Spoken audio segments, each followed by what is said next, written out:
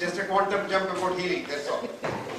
But what we don't realize, because the advertisement of the medical mafia is that we don't have a pill for every ill, but we are made to believe that there is a pill for every ill. But the truth is, when there is no pill for every ill, there is an ill following every pill. Because no drug is safe. No drug is safe. That doesn't mean you should stop drugs. And don't go home and stop all the drugs that you're taking for till now. No, don't do that. Very dangerous.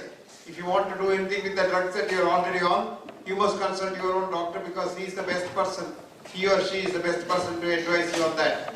I wouldn't be able to tell you that. But all the same, the simple formula is less medicines you take, the better you are.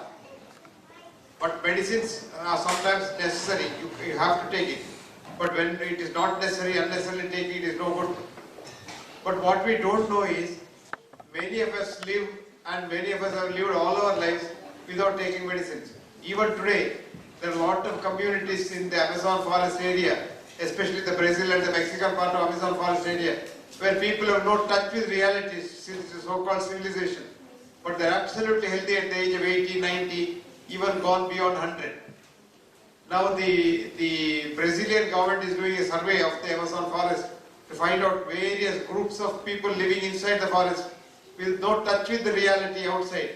And they don't depend on medicines at all. They live because when you are made and sent here, nature, whoever is your maker, has put a doctor inside, which we call as in a sophisticated name, our immune system, which has to look after all eventualities of diseases.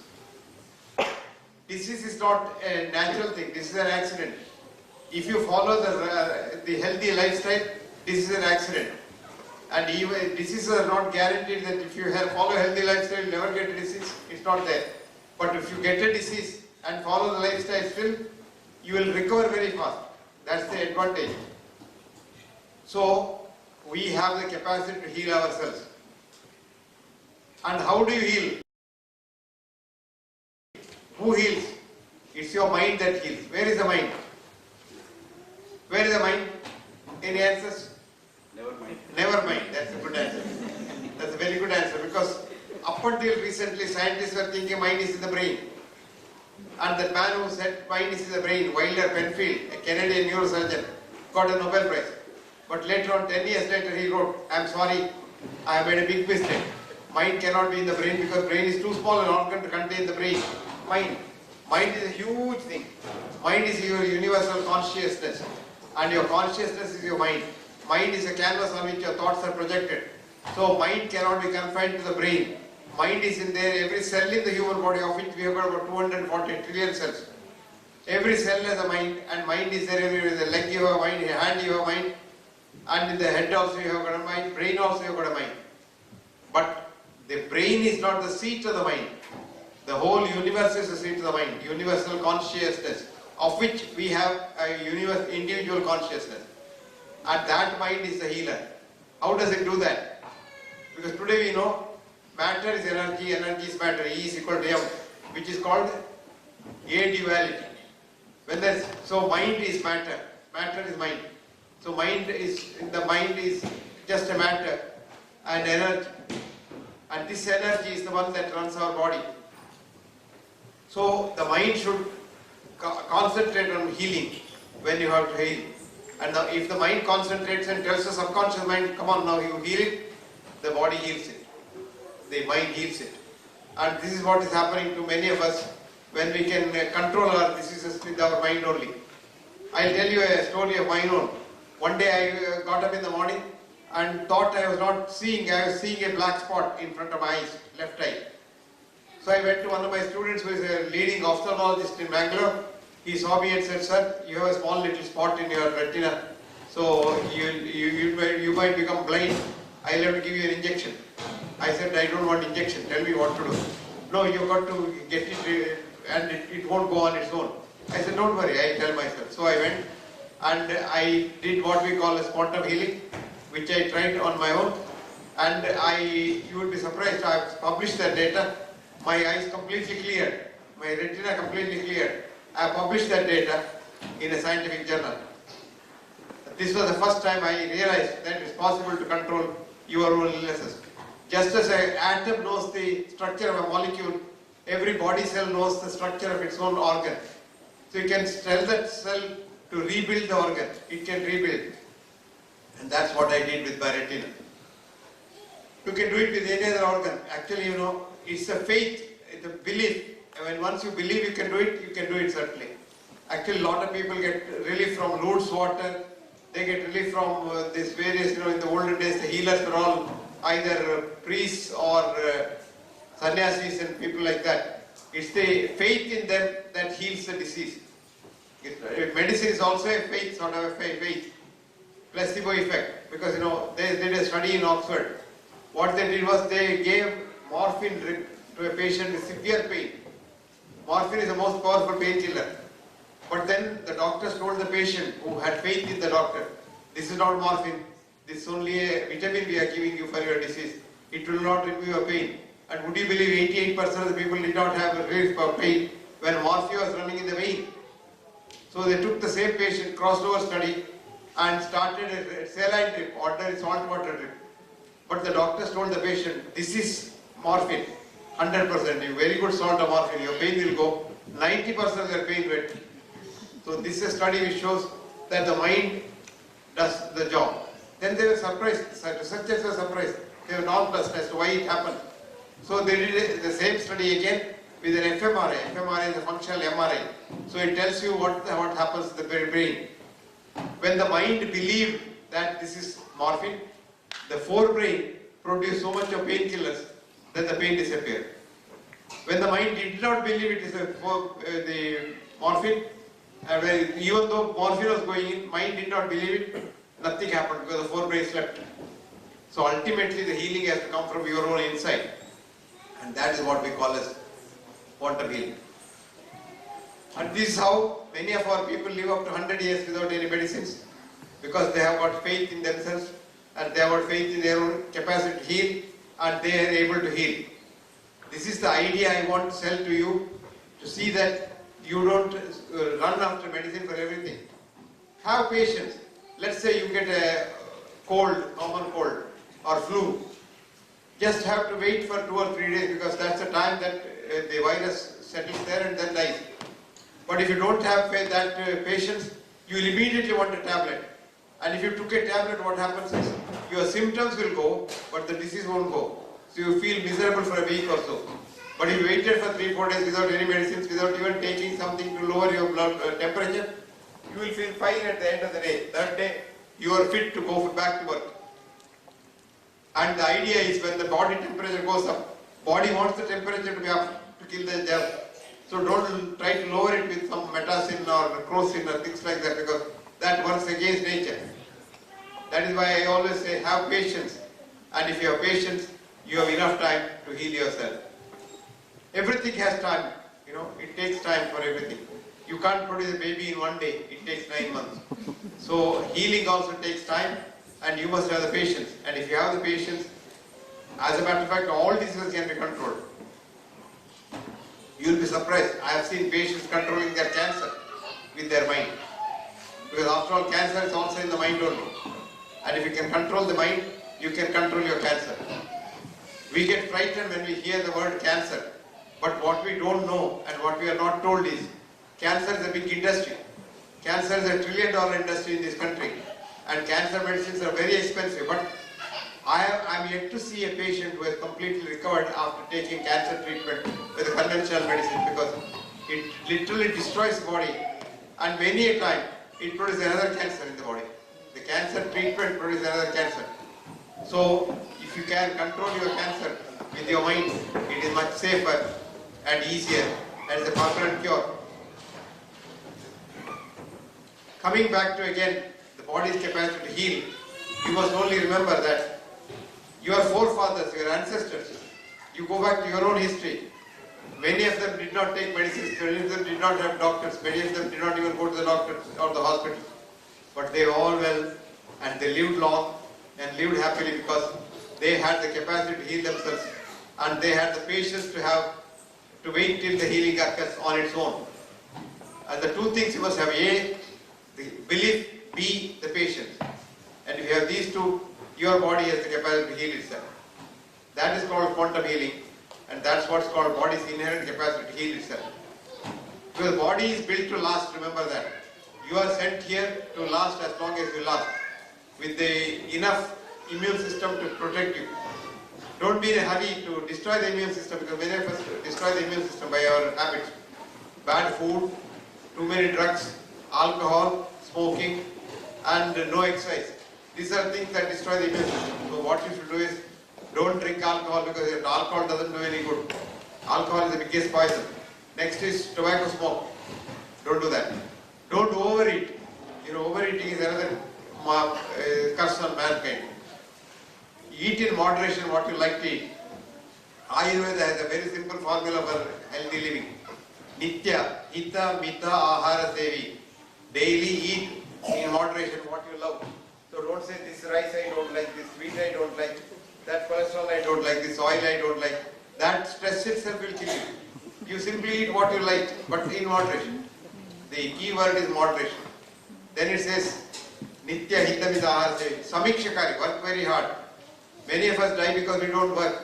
Work very hard, and hard work has not killed nobody. Laziness kills. Samikshakari. Data, be a giver, not a taker. So be giving to others, be generous. Data, Samaha, treat everyone as equal. Satyapara, don't tell a lie. Because when you tell a lie, it's a great stress, because you remember the lie for the next time also. Supposing I told you a lie, next time when I meet you, maybe I'll have to remember the same lie. But if I've told you the truth, I don't have to remember anything, I can forget about it, because it's the same truth anyway. Truth remains the same. It is the truth, not a truth. So, truth is Samaha Satyapara. Kshamavan. You can say, okay, I won't harm anybody, but you can't say others should not harm me. When somebody harms you, you say, okay, forget about it. Probably, you understand him. And then forgive him. Forgiveness is the greatest gift mankind has got received from God. If you can forgive people, you will live long. If you can forgive people, you are healthy. If you can forgive people, you are happy. If you can forgive people, you can make others happy. And forgiveness is the gift. So, Kshamavan. Aptopasevi bhavet arogyam. Treat everyone as your near and dear ones, you will be healthy. Of course, your wife and children or husband and wife children are your own. There is no doubt about that. But everyone you compete with are your own. If you treat everyone like that, then you are very healthy. That's the formula in Ayurveda. Then how do you get disease? It says, dukkha, krodha, shoka, bhaya, ayasa, viruddhana bhojana, taponnala katva, amla kshala lavana tikshtote, rakta pitta prakope. Krodha, anger. Krodha, shoka, frustration, depression. Krodha, shoka, bhaya, fear, extreme fear. Ayasa, exhaustion. Viruddhana bhojana, wrong type of food at the wrong time. Taponnala is not doing anything, just sedentary living. Taponnala, tikshtoshnati, taking all kinds of spices and things like that in very large doses. Rakta pitta prakopayat, all diseases will come to you. So there are two sentences, if you remember from Ayurveda, you are fine for daily living. Now, having heard that, don't go home with that idea and tell your wife, now I don't have to worry, I'll never get any disease. No, that's not true. Even if you follow like a sannyasi, all the lifestyle changes, you still can be struck down by a disease because this is an accident. But the chances are that your disease will be less. And also the chances are that if you follow the lifestyle before the disease and after the disease, your recovery will be very fast. Like for example, I have been following the lifestyle that I advocate to others. I have been trying to walk my talk. And one fine morning, I was in Dharmasala College, about 50 miles from Bangalore, lecturing to the students for about 2.5 hours. Then the temple was there, so I went to the temple for a darshan. And after that, the Dharmadhikari's house is there. So they invited me for lunch, so I went to their house for lunch. I had my lunch, and then I went for washing my hands. Then I suddenly realized my left leg has become a little heavier. So I quickly realized that I had a minor stroke.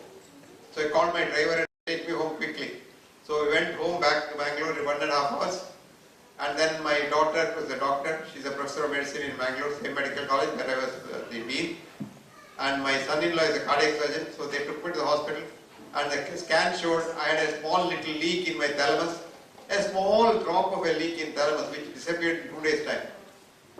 And you would be surprised that within 2 or 3 days I recovered.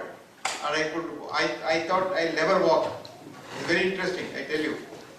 I couldn't walk, I thought I'll never walk. Fear takes him. And I had a student of mine who is a neurosurgeon who was the head of the team that was looking after me. So this boy came, he's a very good neurosurgeon. His name is Dr. Yam Pai. So he came and he was sitting on my bed and said, sir, then I told him in his language, Konkani, that I will not be able to speak at all. I will not be able to walk at all. Then he said, sir, you will walk. I said, what are you doing? You must be joking. He said, no, next week you will walk, sir. If you don't walk, I will stop doing neurosurgery, he said. Then so much of confidence came. This is called the positive thinking. He put that idea into me. So I said, if he is stopping doing neurosurgery, that means he is definitely saying I am walking. And you will be surprised, next week I walk. Otherwise, I was jealous of people walking on I was sleeping in the hospital bed and I could see people walking outside the window. I was jealous of them walking because I couldn't walk. I needed 2 people to lift me to even stand up. Then I had wonderful physiotherapists, all my old students only. And they saw to it that I not only walk, everything they taught me, how to walk, how to climb stairs, how to sit, how to stand, how to lie down, how to get up. Everything they have methodically taught me. Of course, I forget sometimes. But then I have been following them and they have made me independent, as you say. So I don't have that usual, the idea of having had a stroke. I have forgotten that. And after a week, the scan showed the little blood leak in the thalamus has also disappeared completely. There was not even a trace of that leak there, and they couldn't find out where the leak was originally. So, if you follow the rules of the game, like you follow the traffic rules, accidents are less. So, this is an accident, and if you don't follow the rules, accidents are too many.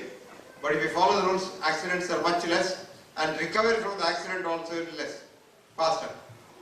And that's my advice to you. So don't worry about illness and don't think you can avoid illnesses. No, illnesses are accident. They come even if you don't want it, and you don't know when they come, how they come, why they come. But they come. Science has no answer for why. Science knows how or how much, but not why. And that's why when you say, why did he get that? We have no answer. How did he get that? We can give you a big lecture on that. But why did he get that? I don't know. Actually, this was the first time I realized what a big fool I was. Up until then I was thinking of all that this girl read out. I have studied here, studied there, it's got into my head. One day, I had a patient, young boy, not boy, young man about 37, brought dead at 2 o'clock in the morning to our intensive care unit.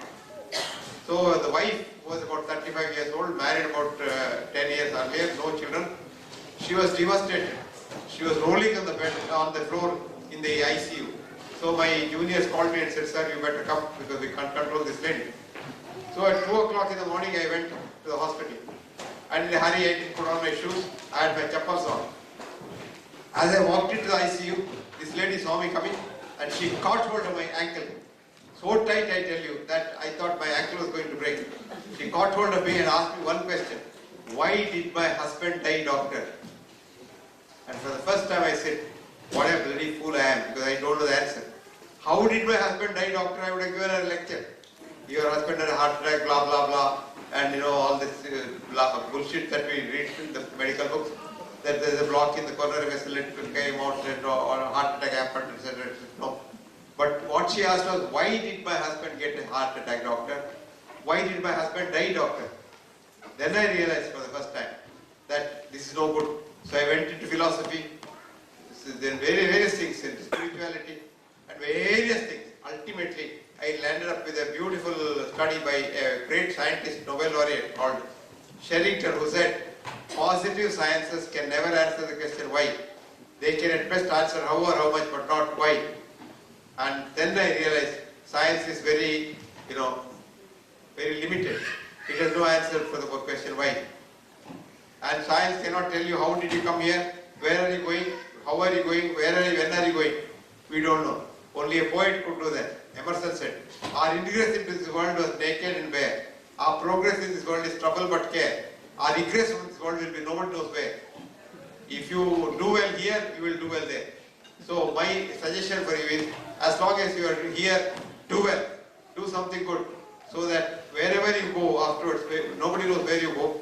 Wherever you go, you will do well there. And this will go with you for all times to come. So friends, our main job in life is to be good human being. Human being first.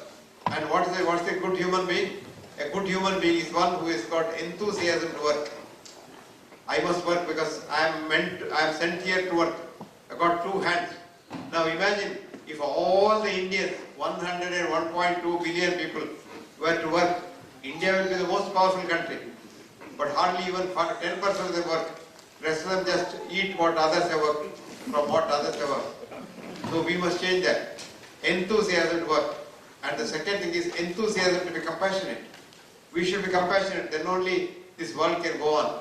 And you think compassion is for others only? No, compassion is good for you. When I do something good to you, it does a lot of good to my health. So if you want to improve your health, do something to others. If you want happiness, make another person happy.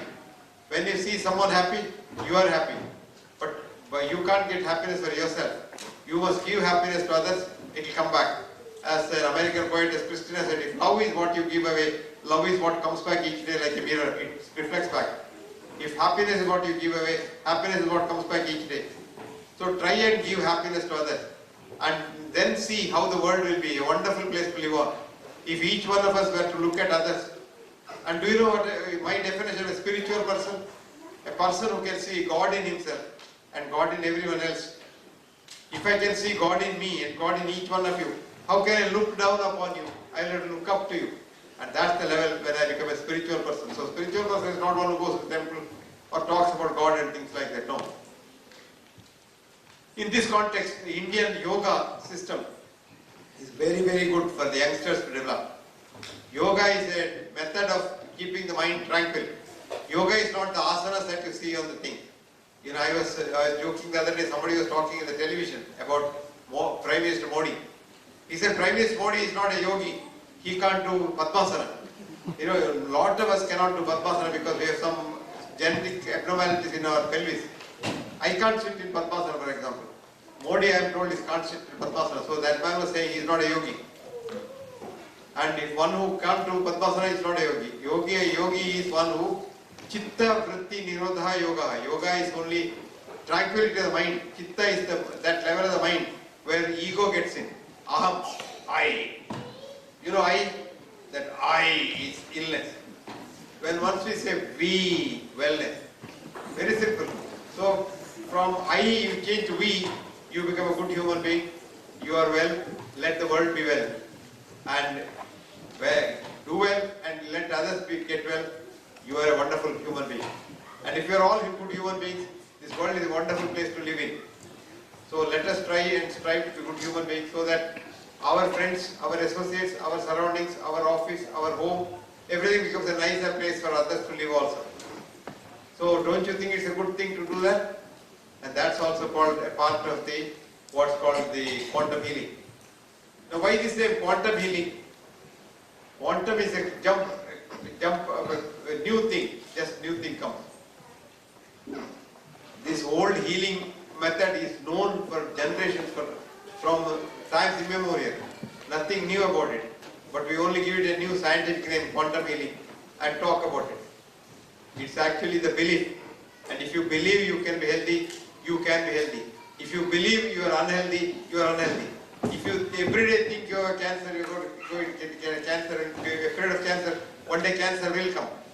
So don't think of diseases. Think of health and think you are a healthy person. You are going to live here forever. Doesn't matter when you are going to go. But you imagine that you are here forever and not to die at all. But when you die, God knows.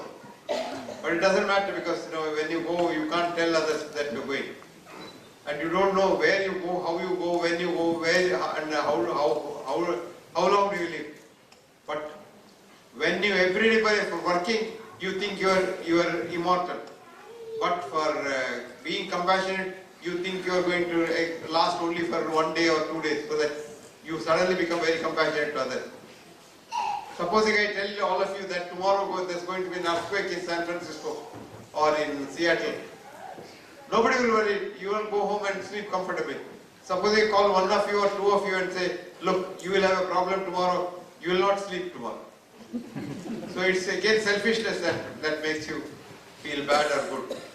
So as long as we are not selfish, we are selfless and we love everybody, you are happy anyway. So friends, if you have the will, you have the way. And if you know how to correct yourself, you can heal yourself. So again I reiterate what I said. There is no pill for every ill, but there is an ill following every pill. I also wrote an editorial in the BMJ called Pills Thrill but Could Kill, which is true. But that does not mean that you go home and say, Dr. Hegde said we should not take pills, so we are throwing it away. Don't do that, please, for heaven's sake. Because if you are taking a medicine, you suddenly stop it, you may get rebound phenomenon. Supposing you are, let's say you are drinking a bottle of whiskey every day. One day you decide not to drink whiskey at all, you will get fits. I still remember the day when I was Vice Chancellor in Manipal. In the office, a lot of people used to come, and each time the attendant will get a cup of tea. When he gets a cup of tea for them, he'll get a cup of tea for me also. One day I calculated, I had 36 cups of tea by the evening. So I said, what is this? I have become a teetotaler, totally tea. So I am going to stop it now. And I did a foolish thing. I told him, don't get me tea, get me water, get them tea. But let it be in a cup so that they don't know it's not tea. And would you believe, for another week I had such intense headache. So headache was so heavy that I thought I had a brain cancer. It's so heavy. The headache gradually disappeared when I stopped tea. So don't suddenly stop anything, especially the medicines. My daughter, who is a doctor, she always tells me, Daddy, you don't go and tell them to stop medicines. All of them will go home and throw their medicines in the basket. Don't do that. But there's a joke about it. It seems the husband was all the time complaining that he has to have a checkup. So he went to the doctor, paid him a big fees. So then he gave a big laundry list of prescriptions. He went to the pharmacy, bought all of them at a very heavy cost. Then came home and his wife was seeing him throwing the medicines in the waste paper basket. So she asked him, honey, what did you do? You spent so much money with the doctor, so much money in the pharmacy. Now he said, look, if I don't go to the doctor will have to survive. If I didn't buy medicines, the pharmacist will have to survive. If I take these medicines, I will have to survive. So he threw the medicines away. So that's the truth actually. So medicines are not good, but at the same time, medicines sometimes are inevitable. Like for example, a lot of people send me, every day I get about 80 to 100 emails asking for medical advice. They don't realize that. They say, I am sending my report. You give me advice. I always tell them, I didn't learn how to treat reports. I have learned how to treat human beings.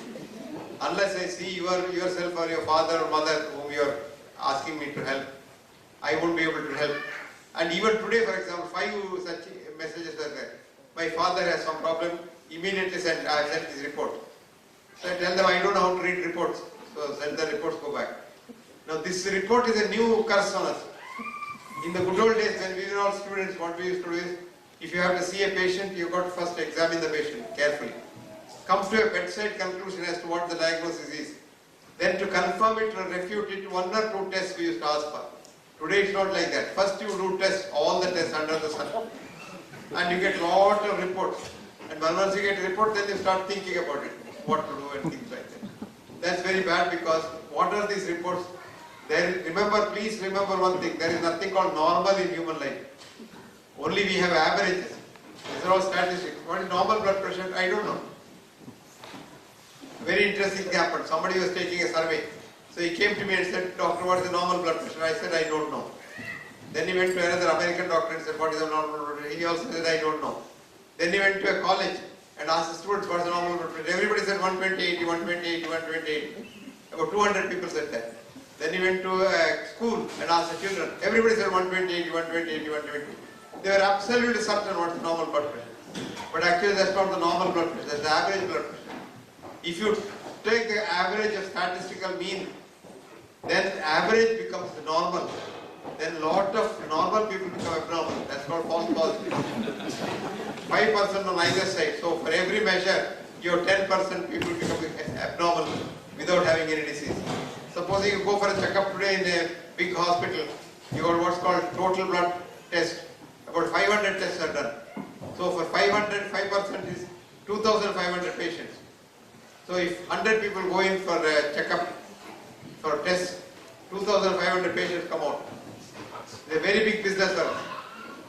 We are creating patients. That's called disease mongering. So if you want to disease monger, you do the reports. If you don't want to do that, you just only examine and do the test necessary to confirm or refute. I still remember the day when I was a house surgeon and I had a big professor who was a very big man in Chennai those days, one Dr. C.R. Pillai. So a new corporate hospital came up in Madras those days. It's called Apollo Hospital. And he was our student. He was my senior, the man who owns the Apollo Hospital. So he was requesting our professors to admit their patients there. So one day C.R.R. Pillai admitted one of his patients. Then he wrote, admit this patient and do these 2 tests. I have got a clinical diagnosis, I will come and see the patient tomorrow. When he went there next day, all the tests that were available in the hospital were done on that patient. Then he said, who asked this test to be done? Then they said, that's our chairman asked.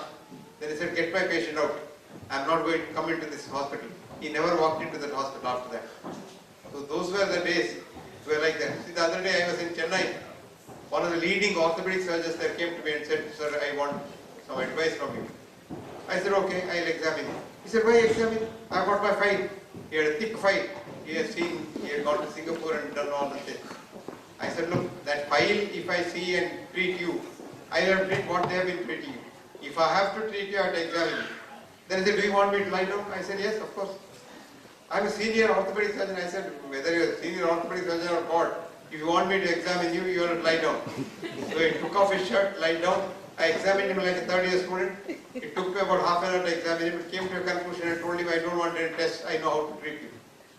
And he went back home and told his wife, who is also a doctor, said, that man examined me like a third-year medical student and came to a conclusion. That's exactly what we are supposed to do. You come to a conclusion at the end of that. And then only to refute it or to confirm it, 1 or 2 tests are needed. Today you are going for unnecessary tests because the hospital has to run and all the tests will have to be done. Otherwise those machines will go waste. That's exactly what is happening to medicine today. We have commercialized medicine so much. You will be surprised, in 1823, the London doctors were very bad. So a young doctor in London called David Oakley thought London doctors were a bunch of nincompoops, incompetent doctors who have become an abscess on the human body and they are destroying the human system. So he said, I'm going to start a science journal. I'm talking of 1823. I said, I'm going to start a science journal to teach them science so that they don't practice this kind of unscientific medicine. So he started the journal called The Lancet. He said, I'm going to call it as Lancet because I'm going to call it by the Lancet knife through which I can incise an abscess and drain away the pus. This started in 1823. Lancet started in 1823. It survived. Now it is 185 years old journal and one of the most leading medical journals in the world. Lancet. The present editor, one Richard Horton, wanted to see what has been the impact on doctors in the last 185 years that science has existed. So he asked a medical historian, Hilary Burton, to find out what has happened. She did an extensive study and wrote a line. What was once in 1823 a bunch of incompetent nincompoop doctors who have become. Today, they have become a corporate monstrosity on the public and killing people left, right and center. That's exactly what has happened to the medical profession. We have become so greedy, so incompetent and so money-minded that we have converted the medical profession into a business. Medicine should never be a business. Hippocrates wrote, never make money in the sick room. Time was when in England in the 18th century there were no hospitals. So the doctor could see the patient in the house. Convention was, after you examine the patient, gave the advice, etc., you go to wash your hands. When you go to wash your hands in the wash basin, the 3 gold coins were kept there, 3 guineas they were called, 1 pound and a shilling. If the coins are there, that means house has money to give you. So you wash your hands, pocket the money and walk away, saying thank you. Suppose the gold coins are not there, that means the money house cannot afford. So in that case, you go inside the house again, thank them for giving an opportunity to help another human being in distress, and then go home. That was the custom. Today it's the other way around. You send a bill to the patient. I've never sent a bill to the patient. And a lot of people don't pay, it doesn't matter. Don't send a bill. Because bill is very bad. That's why in Ayurveda they had warned, Vaidyaraja Namastubhyam. Doctor, I salute you. Why?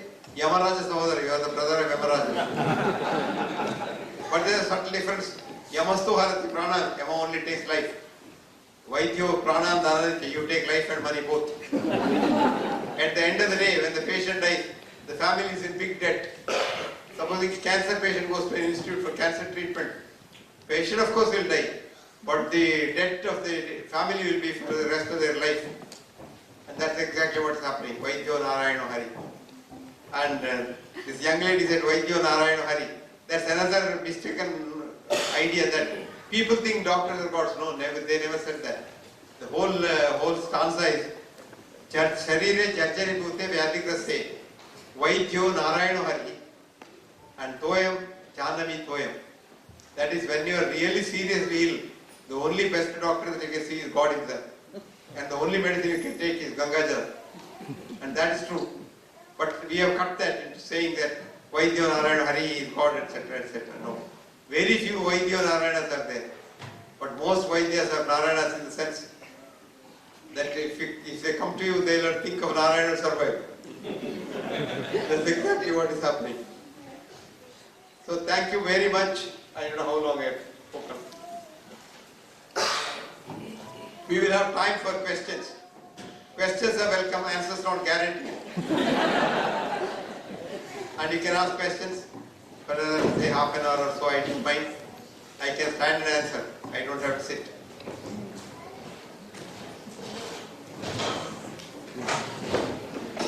Somebody asked me, is he talking in English or Kannada? Kannada doctor. For those people who don't know what Kannada is, let me tell you something. I did a study of Kannada. Kannada is the third oldest language in the world.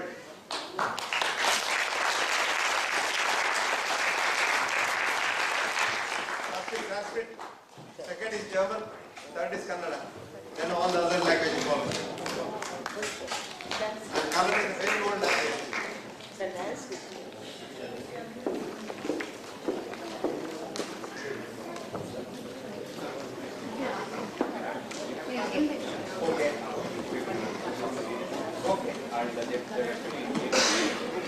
That's fine. Sorry, no problem. I'll read out those questions and then you can take it. Okay. We'll take it from there. So Yeah, go on. Am I on? Sure. So, couple of questions. You mentioned about the healing of your retina. Am I audible now? Okay. So you mentioned about you mentioned about the healing that you got yourself from the retina and the stroke. And you. Hello. Hello. Yes, I am hearing.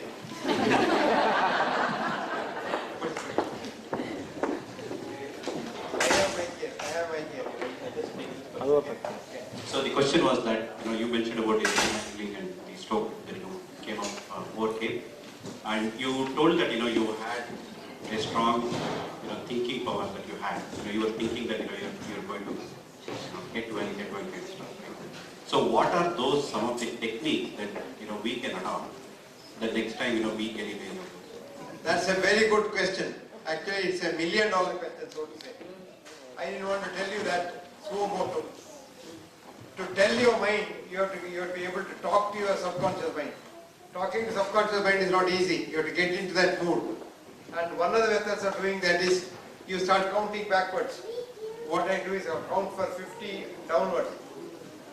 I better do it in my Kannada language. It's easier. Instead of saying 50, 49.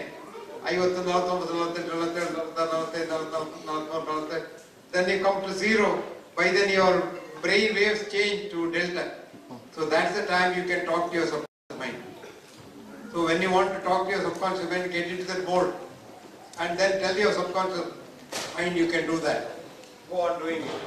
And you must believe it. See, remember, the most important thing is belief. Faith and belief is the most important thing. Yes.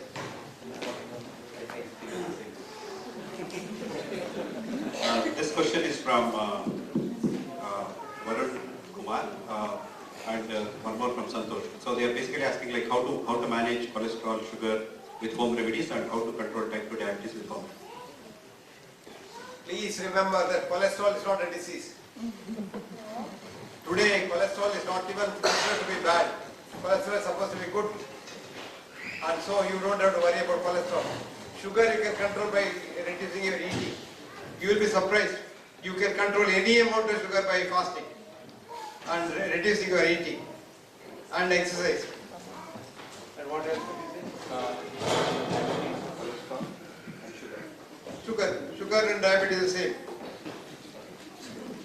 So the next question is from Prasanna Revan. Is there any difference between organic and non-organic produce? What is that? Very interesting question. Very interesting question. You see, today, this country is at least some restrictions are there in India. People put all kinds of chemicals into the field. I was telling actually one day, one of the greatest agricultural scientists in India who got all the awards. I told him, you are responsible for what we are suffering now. He said, why sir? I said, you are the one who advised our Prime Minister and our Food Minister at that time, C. Subramaniam, that fertilizer should be put to the field for an immediate response, and you wanted to get some benefit. But actually, you were working as an agent for IOM. And now that you have done that, you don't know how to control it. So they put it. So friends, you don't have to put so much of chemicals in your food. But if you want to survive, you so-called organic. Here organic means something probably definite. But in India, so-called organic is, you just simply write organic, it becomes organic. And what I tell people is, wash your fruits very carefully with soap and water. Brush them nicely. Then eat. You are safe. But some people say they inject it to the fruit. Then God only should help you. Can't do it. Hello. So the next question is from Bhavana. She says, in the book, What Doctors Don't Study in Medical School, you have given a lot of suggestions. Is there any other books on the ancient Indian medical system that will help augment the thinking or the saying that you are saying in that? There is a nice article that I have written. How might Ayurveda help modern medicine to have a better healing effect on the human system? Please do that, because Ayurveda is a great science. And modern medicine is not a science, it's a reductionist science. Ayurveda is a holistic science, it looks at the whole and controls the whole. So take Ayurveda's help. This question is from Tejasvi. What do you say about vaccination? Is it good or not good? Well, dangerous to talk about that in America. I remember one of my friends was a very good doctor here.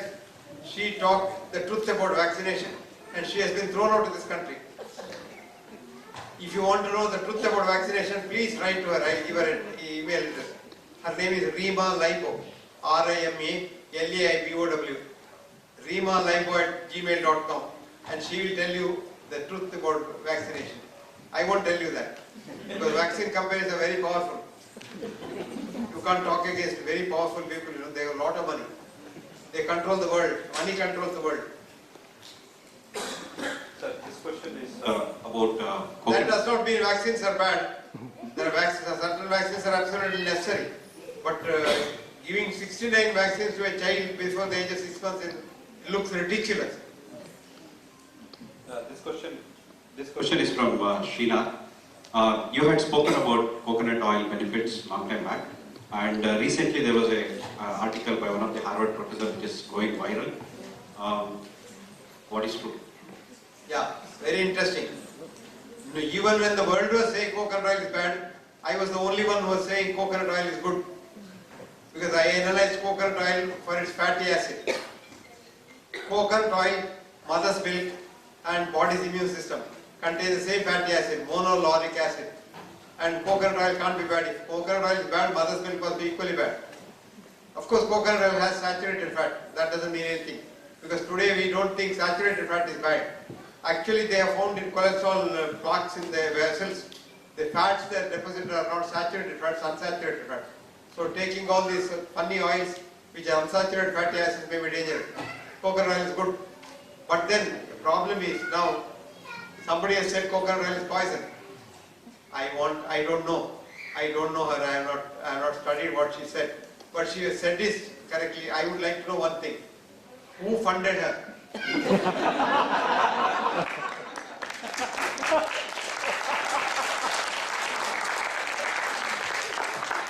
Let me tell you something, my dear friends. Today science is bought, science is sold, and science is controlled by money. I don't know if you have read this book. Please read this book if you have not. Science Set Free, by a great scientist in Cambridge. Science Set Free, or Limits to Science. There's a nice book by another Nobel laureate. Limits to Science. And Limits to Science, or Science Set Free, tells you how science is controlled by money. And if you don't have money, you don't have science. So before any statement is accepted, I always want to know who funded them. A lot of people thought I was funded by the coconut industry.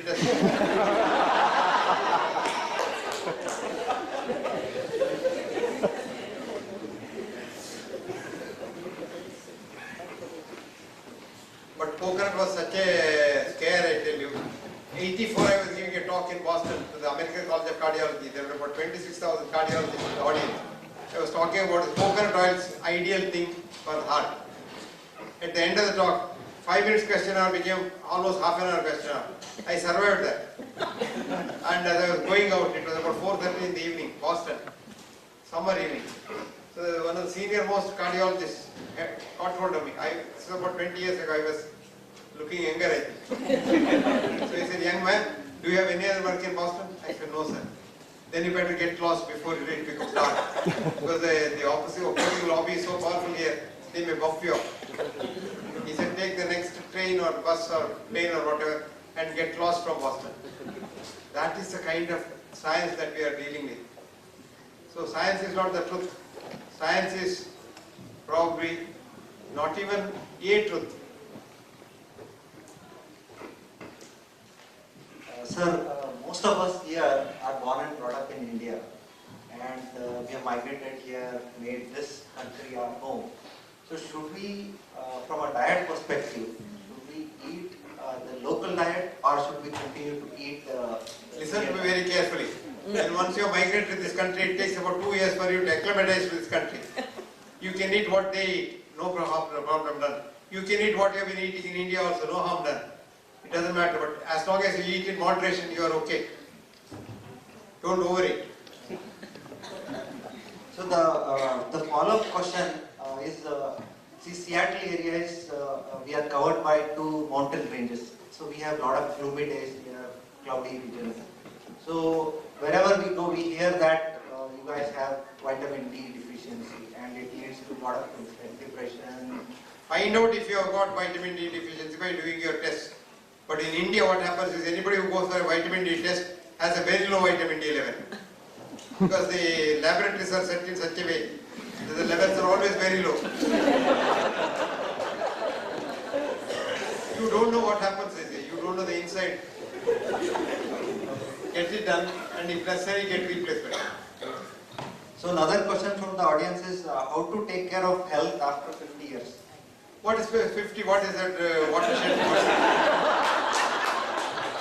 You start taking care of your health when you are 5 years old.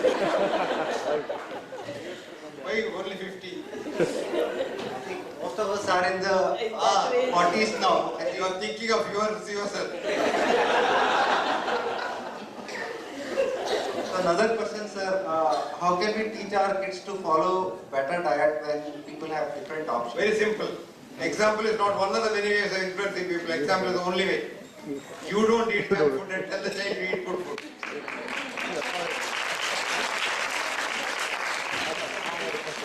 If you want your children to believe you, do what you tell them.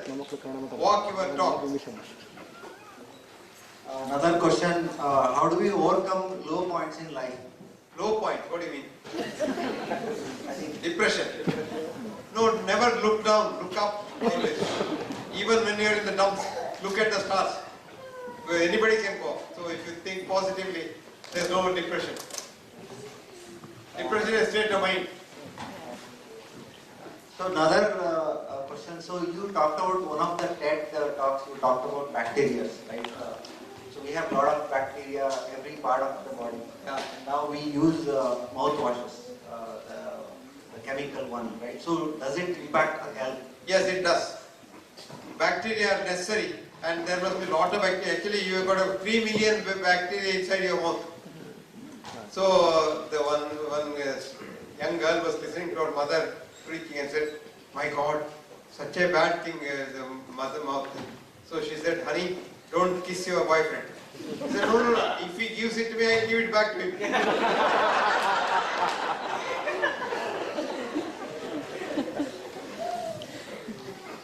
This is the last question from Manu. He's asking about like when kids are born, they say that you need to store the stem. Business. I don't think the genetics has any role to play now. The human gene, if you know the human metagenome, every human metagenome has 23,000 human genes for 2.5 trillion germ genes. So your contribution from your parents is 23 divided by 2.5 trillion. That's 1 in a million. So what you inherit from your parents is 1 in a million. So nothing happens. Don't worry.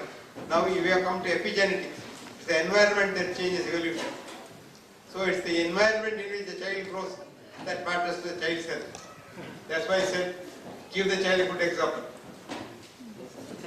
So we'll open it up to the audience. Yes. Questions welcome, answers not guaranteed. Yes, youngster, that young man raised his hand. No, little fellow there. Pink t-shirt. I'll start, sir. Yes. I got the mic first. Go on. So this is the question about like the today's medical practices. Like even when we go to the hospital, as you said, like before they even look at us, like they ask for like 20 tests to be done. How do we deal with such medical practices? Avoid next time that hospital. Yes, Go to but Canadian Medical Association Journal. There are criteria as to which doctor to go. And says if a doctor is not interested in you, he doesn't listen to you, he cuts you short, writes a prescription and they are talking, don't go to that doctor again. okay, that's the interesting way of looking at it. But like if I choose to go to a next doctor, probably he will write 25 tests. So like the practice itself become so. I told you it polluted. will become now business, not practice. Yeah. So Difficult. A request to all the audiences, if you have questions, kindly come and line up so it's more easier. We just have one mic working right now. She has a written down question on mobile. Hi sir, that was an amazing talk. Thank you so much. Thank you. So I have two questions of very different topics, but my first one is I follow a doctor from New York. I want to be a doctor when I grow up, but I follow a doctor from New York and he says that supplements aren't good, and you are saying now, which is also, I guess, backing up that, but you say that after every pill there's an ill that follows. So what is your opinion on supplements? Supplements. What supplements you are talking about? Like, yeah, vitamins. Take them, no harm. No. No harm. And then my second question. It makes you happy, take them. And my second question is, I have family members who are diabetic. Sorry? I have family members who are diabetic, and what's your opinion on wine? Because there have been many studies where wine supposedly does help people with diabetes. Wine. Mm-hmm. W-I-N-E. Mm-hmm. Yes, it will increase your blood sugar. Thank you. If you want to cure your diabetes, there are some doctors in India doing that now. There's an organization called freedomfromdiabetes.org. Contact them. They'll cure your diabetes, not just control it. Cure permanently. No diabetes after that. Freedom from diabetes, one word, freedom from diabetes, no gap in between, .org. And the doctor called Pramod Tripathi, and he is a good boy. He does a good job. Hello, sir. Quick question on what's your thoughts on Three probiotics? questions. No, just one. Tell me. So, what's your thoughts on probiotics? Because there's a big industry going It's a on. big industry, another industry, that's all. That's it? It's a big industry. The best probiotic that you can get in Indian is curds. Yeah. Thank you. Curds, even fermented idlis, they're all probiotic. Sir, I have two questions. One is on GERD. I'm diagnosed On what? with GERD. GERD. I'm diagnosed with GERD, and pretty much they say there's no treatment, and I'm taking tablets forever. What is a solution for that? GERD is in the mouth. Relax and consult a clinical psychologist. We'll shrink your brain and GERD will go. And I can tell you some home remedy. Jeera water, you know jeera water? Are you from Malabar? Hyderabad. Kochuvellam, you don't know. You are from where? I'm from Hyderabad, but I know Jeera. Hyderabad. But you know jeera water? Yes. Ideal. Thank you, sir. The second question is, I've come across a document fasting, and they say that fasting, they claim that it's part of like the Russian public health system, and if you fast, say, depending on your health condition, it's actually a reset mechanism for your body, and it can actually reset your entire body. Is that true? And what's the Absolutely difference? true. Periodic fasting is very good for health. That's why if you know your ancient system, that you know what they call Ekadashi, Dwadashi, Trayadashi and all, if you ask these very, very orthodox Brahmins, they hardly eat any day. Every day there is some Ekadashi happening. Thank you.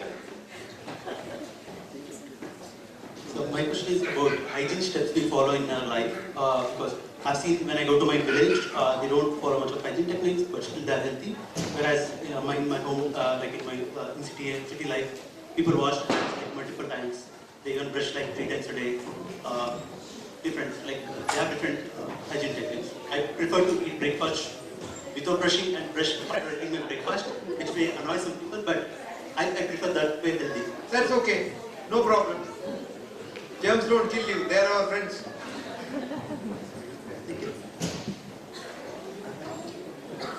Hello, firstly, doctor, thank you very much for your talk. It was very nice, insightful. I have a question. When I go to my doctor, and he always tells me don't compete me with Dr. Google. Sorry? With Dr. Google, basically don't look at online for what He is advice. absolutely right. He is absolutely right. In fact, Google my is question was, do you unfiltered. have any reliable websites that you recommend that we can go to look up before we go? Please don't go to a website to know about your health, because it's all unfiltered data, and most of the time vested interest put it there to frighten you. So if we cannot go to a doctor who might be vested too, so who should we? So we need some reliable information. No, you need a good human being as a doctor, and no replacement for that. Thank you.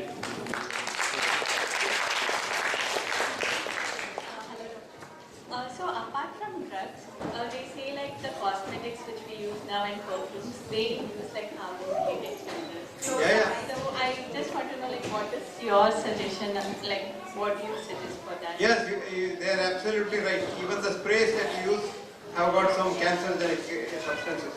The lipsticks that you use have pro-estrogens.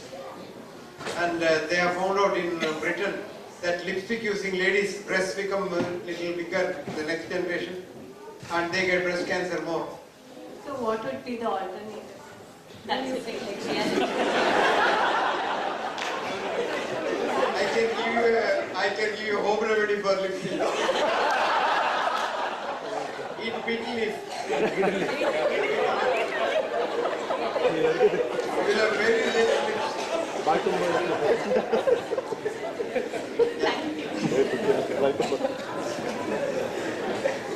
My question is related to dialysis, which Dialysis? is a regular business where like poor and rich which everybody is suffering from every week or so. Is there any way to come out of that? Not after you go for dialysis, before that. There are a lot of very good Ayurvedic doctors who treat kidney disease. So they will let you go into that dialysis space. As you very rightly said in the beginning, dialysis is the biggest industry. Dialysis centers are there.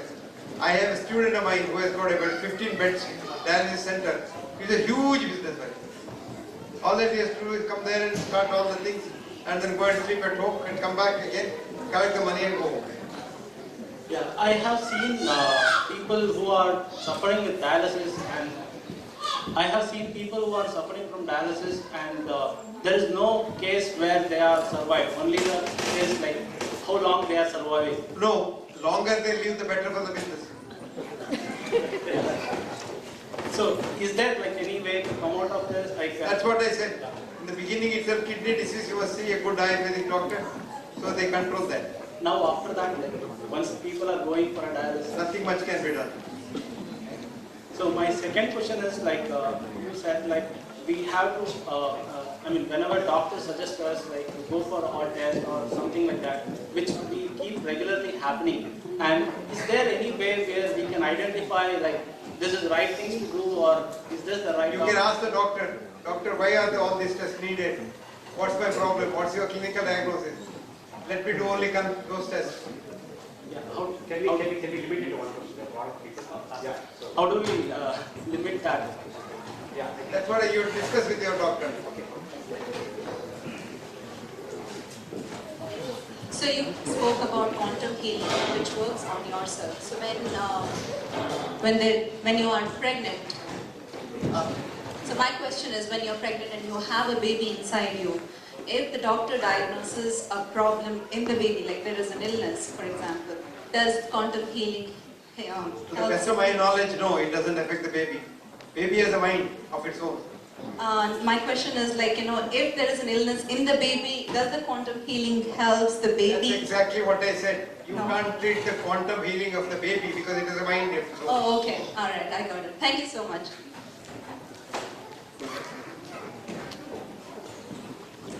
You don't mind my sitting? No, sir.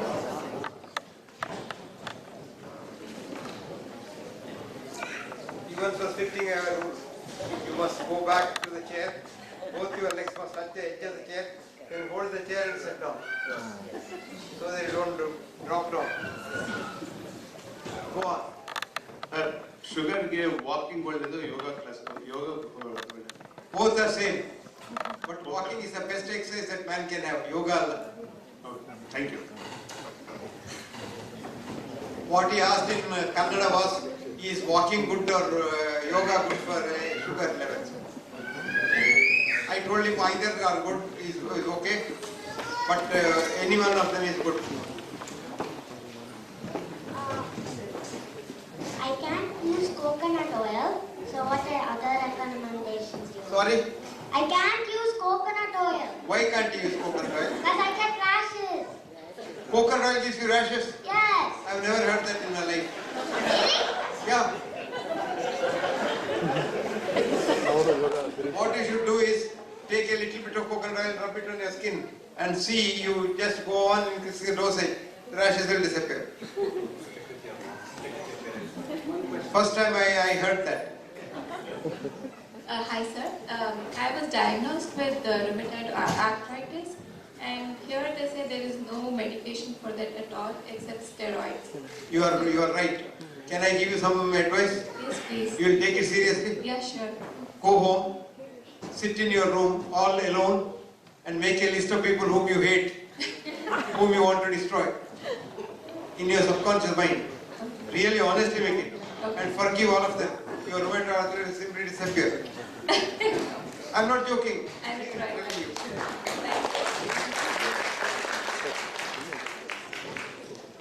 Sir, these days obesity has become a big problem worldwide. People say they do diet, but diet means in their language they try to skip a breakfast or try to skip or try to reduce it and just eat one kind of food like cereals or something. What is your advice for such people? No, reduce what you are eating. Supposing you are eating a small meal, reduce it. Suppose you are a big meal, halve it. If you once you reduce your intake, your weight will automatically come down. We have the last 5 minutes. These will be the people who will be asking questions. Sir, my sister, me and her always have fight. Sorry? Me and my sister, we always have fight. So, You have a fight with your sister. always. No My matter- God. I put little bit less yogurt for her. She's like, no, I want more. I said, it's enough for you. She starts yelling. I want to stop. I want to make it stop. Just fights. I gave you the formula, compassion. Love your sister. Ask her to love you. You will not fight anymore. Thank you.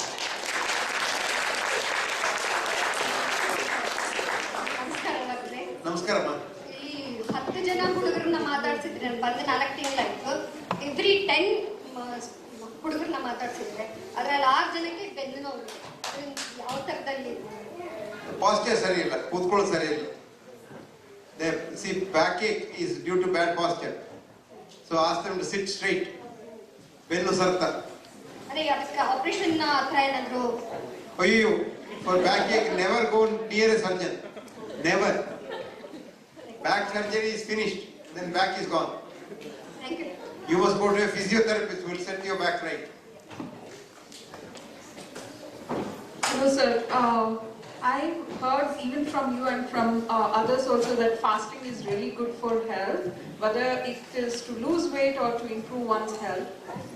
My question is, what if a person has acidity or gas problem and can't do fasting? So how? Young lady, why can't you do fasting if you have acidity? So we get hunger pangs, right? How? No, you don't. That's a misnomer.